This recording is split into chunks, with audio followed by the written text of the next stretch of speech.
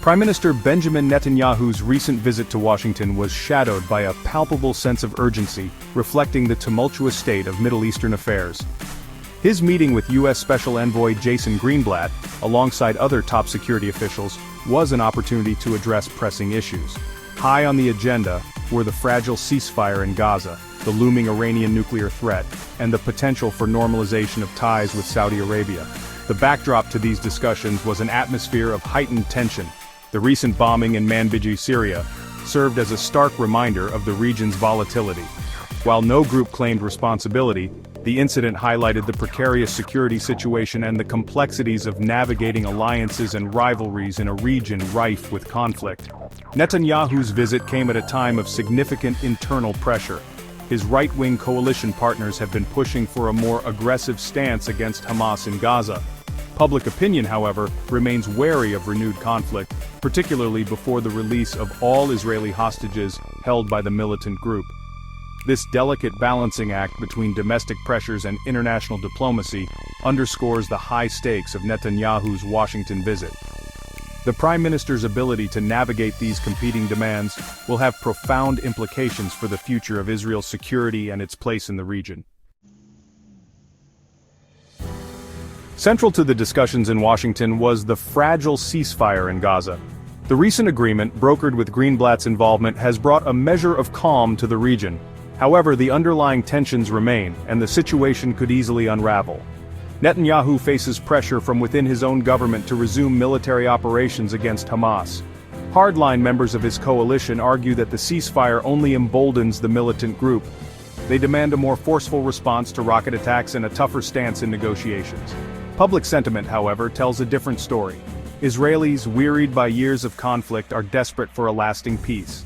The hostage situation weighs heavily on the national psyche, with families and the public demanding the government's full attention in securing their release. Balancing these competing pressures will require a deft hand from Netanyahu. He must find a way to appease his coalition partners, while also addressing the genuine desire for peace and the safe return of the hostages. This delicate balancing act will be crucial in determining the long-term viability of the ceasefire. Beyond the immediate crisis in Gaza, the talks in Washington also focused on the broader strategic challenges facing Israel. Chief among these is the threat posed by Iran's nuclear ambitions. Israel considers a nuclear-armed Iran an existential threat and has repeatedly called for tougher international action to curb Tehran's nuclear program.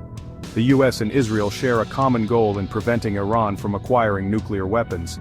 However, differences remain over the best way to achieve this. Netanyahu has been a vocal critic of the Iran nuclear deal, arguing that it does not go far enough in curtailing Iran's nuclear ambitions. Adding another layer of complexity to the regional dynamics is the potential for normalization of relations between Israel and Saudi Arabia. Such a development could reshape the political landscape of the Middle East. However, significant obstacles remain, including the Palestinian issue. Saudi Arabia has made it clear that any normalization deal with Israel must be contingent on progress towards a two-state solution. This presents a significant challenge for Netanyahu, whose right-wing coalition is largely opposed to Palestinian statehood. As Netanyahu navigates these complex diplomatic challenges, he must also contend with the court of public opinion. The Israeli public is deeply divided on many of these issues. While there is a strong desire for peace and security, there is also a deep-seated mistrust of Hamas and a reluctance to make concessions that could be perceived as weakness. The recent bombing in Manbij, Syria, though geographically removed from Israel's immediate borders, casts a long shadow over the region. The attack, a grim reminder of the volatile security situation, underscores the need for vigilance and the complex web of alliances and rivalries that define the Middle East. The incident also highlights the challenges of achieving a lasting peace in a region where multiple actors are vying for influence. For Netanyahu, the task is daunting. He must balance the demands of his coalition partners, address the concerns of the Israeli public, and navigate the treacherous waters of regional diplomacy.